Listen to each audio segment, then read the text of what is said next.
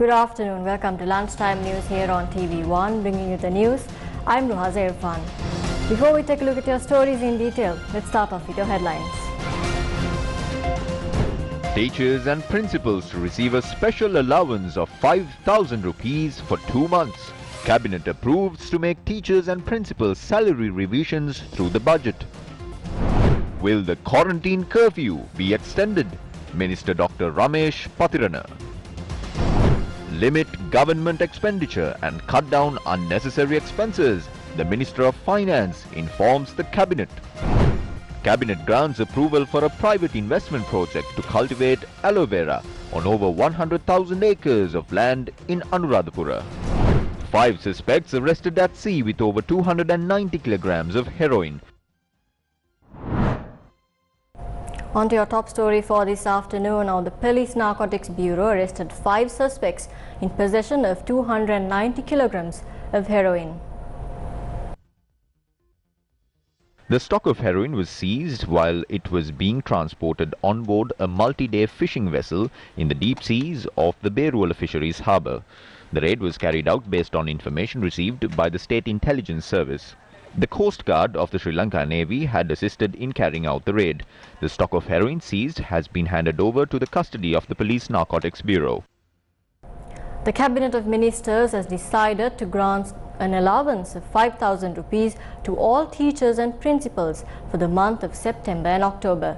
Minister Dinesh Gunawardena clarified the details of this decision at a Cabinet media briefing today. ජීවිත තර්ජනය හරියේ හමුවේ ගමන් කරද්දී ඒ වගේම රජයේ මුහුණ දෙන ආර්ථික ගැටලුත් Even in the face of this life threat, they say that the aggregate of their allowance must be made according to the Subodhi Committee report. They say that they do not want this additional allowance and that they will continue this strike action.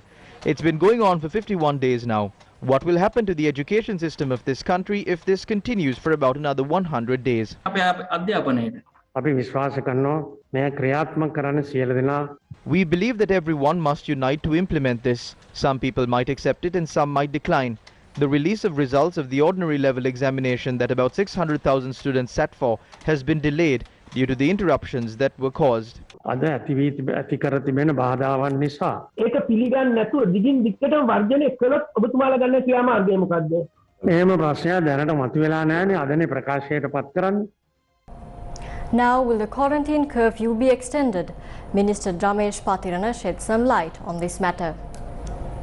ලෝක සෞඛ්‍ය සංවිධානයේ ශ්‍රී ලංකා ආයතනයේ සංවිධායකත්වයෙන් සංවිධානය කරපු රැස්වීමක් තිබ්බා ස්වාධීන විද්වතුන්ගේ සෞඛ්‍ය විශේෂඥයින්ගේ සාකච්ඡාවක්. එහිදී ඔවුන් කියන කාරණාවක් තමයි සැප්තැම්බර් 18 වෙනිදා දක්වා මේ පවතින සංචලන සීමා දීර්ඝ කරොත් මරණ 7500ක් වළක්ව ගන්න පුළුවන්. සම්පත් අපි සෑම විටම වෛද්‍ය විශේෂඥයින් ලෝක සෞඛ්‍ය සංවිධානයේ වගේම දේශීය වෛද්‍ය විශේෂඥයින්ගේ We are carrying out activities with the expertise of the World Health Organization and local health specialists. As the government, while paying attention to the opinions of the health experts, attention is also being paid to the social economic situation of the general public. The government has also a responsibility to look into the livelihoods of the people. When decisions are being made by the President and the relevant committees, this will be looked at comprehensively. අරගෙන තමයි Covid මර්ධන කාර්යසාධක බලකාය අධිකරු ජනාධිපතිතුමන් ඇතුළු සියලු දෙනා මේ තීන්දුව ගන්නේ. ඊයේ cabinet මණ්ඩලයේ සාකච්ඡාවක් වුණාද මේ ලොක්ඩවුන් එක තවදුරටත් ක්‍රියාත්මක වෙනවාද කියන එක සහ තැනටත් ආරංචි මාර්ග පැතිර යනවා 14 වෙනිදා දක්වා මේ දීර්ඝ කරනවා කියලා. මේ සම්බන්ධයෙන් ඊයේ කැබිනට් මණ්ඩලයේදී දීර්ඝ කිරීමක් පිළිබඳව හෝ ඒක අවසන් කිරීම පිළිබඳව ඊයේ කැබිනට් මණ්ඩලයේදී සාකච්ඡාවක් සිදු වුණේ නැහැ. Co-Cabinet spokesperson Minister Dr. Ramesh Patirana apprised the media of the decision taken at the Cabinet meeting that was held yesterday.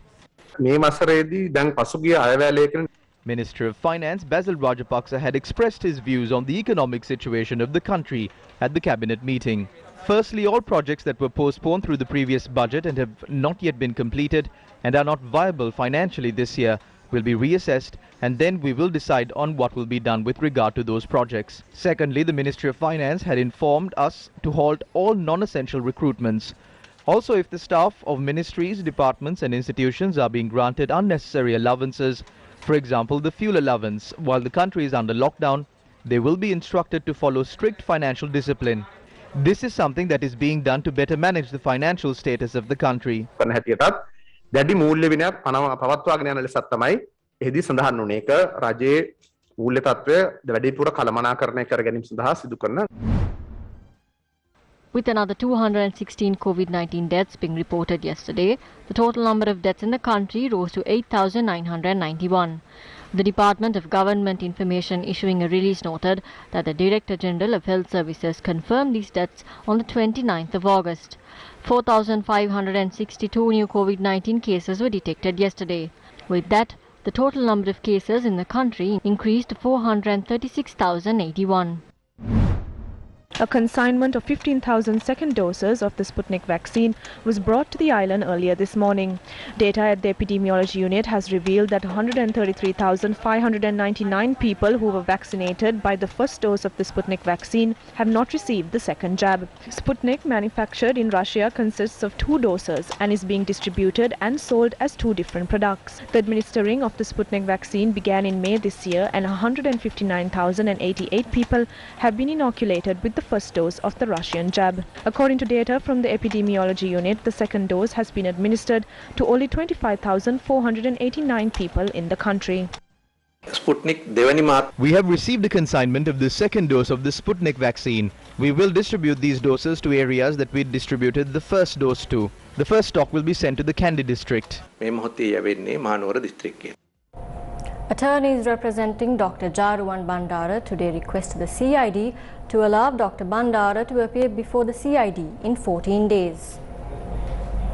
Dr. Jaruwan Bandara was summoned to the CID today over a complaint filed citing that he disseminated false information during an interview with a journalist. The chairman of the State Pharmaceutical Corporation and the State Pharmaceutical Manufacturing Corporation had filed a complaint at the CID on this matter. Dr. Jaruwan Bandara had contracted COVID-19 and after his recovery has been advised by his doctors to take bed rest due to certain complications.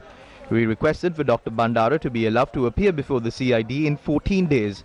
After 14 days, he will appear before the CID and provide a full statement on the revelations he made during the interview.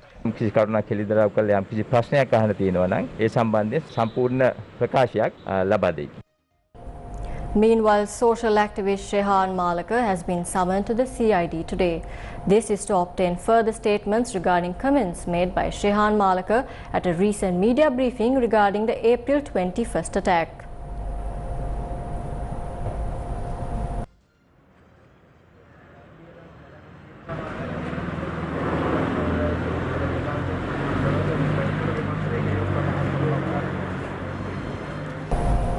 In more local news, Cabinet approval has been granted to give the opportunity to private investors to implement an aloe vera project on over 100 acres of land in the Anuradhapura district. Cabinet decisions state that $300 million will be used as the initial investment in the project, which is being implemented with a total investment of $783 million US.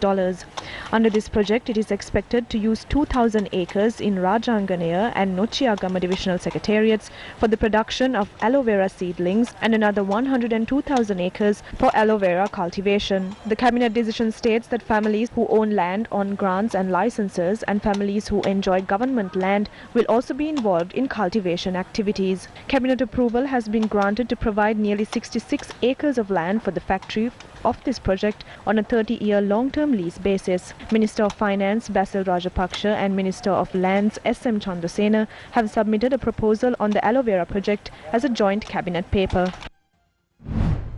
Meanwhile, the Cabinet has agreed to enter into an agreement between Sri Lanka and Cambodia to exempt holders of official passports from obtaining visas. A proposal made by the President to sign the relevant agreement was approved by the Cabinet at its meeting held yesterday.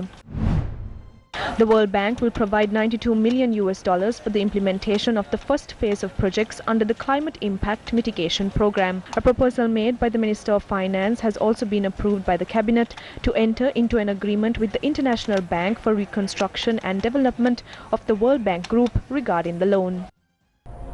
A group of junior staff members of the Colombo Eye Hospital went on a strike this morning.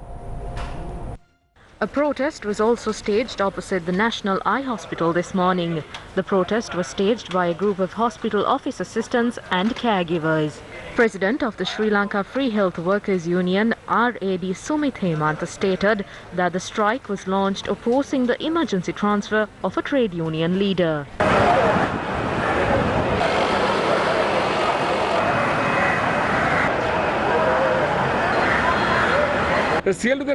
We hope that a fair solution will be provided today, tomorrow or day after. There is no specific time span or dates. We are ready to continue this protest until his service is re-established at the eye hospital. News First inquired about this from the director of the National Eye Hospital, Dr. Dhammika Alahaperuma. He said that the employee had been transferred following an investigation by the Ministry of Health over an instance of misconduct. He said that a small number of employees had joined the strike and that the activities of the hospital were going on as usual. The Red Data book has been completed after 10 years. The last Red Data book was released in the year 2012.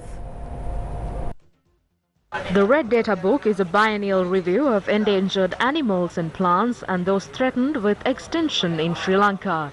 After 10 years of preparing its new edition, the Biodiversity Unit of the Ministry of Environment has now completed it. The Red Data book comprises of 9 categories such as extinction, non-hereditary population, critically endangered and high risk of extinction. The last time a Red Data book was published in Sri Lanka was in 2012. The new edition of the Red Data book will be launched next Friday under the patronage of Environment Minister Mahinda Amaravira. The Development Officers Service Union expressed its views regarding an order issued by the Chief Secretary of the Southern Province at a media briefing held yesterday.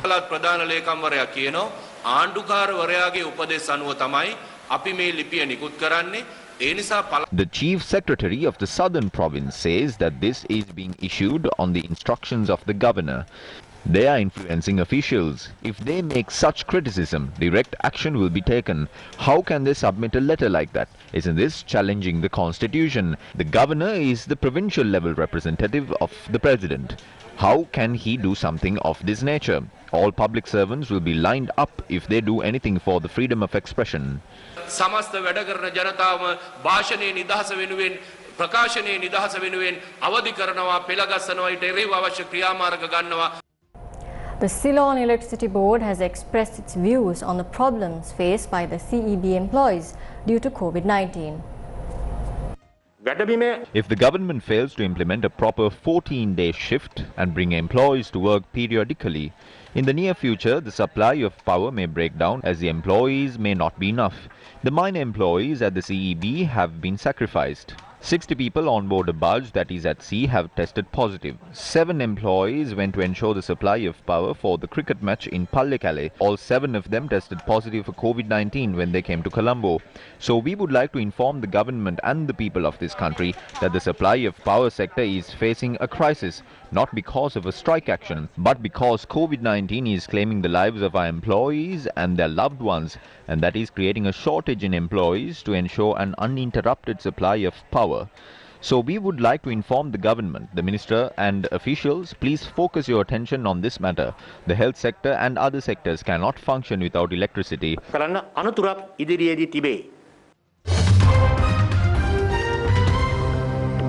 the website, that is www.newsfirst.lk.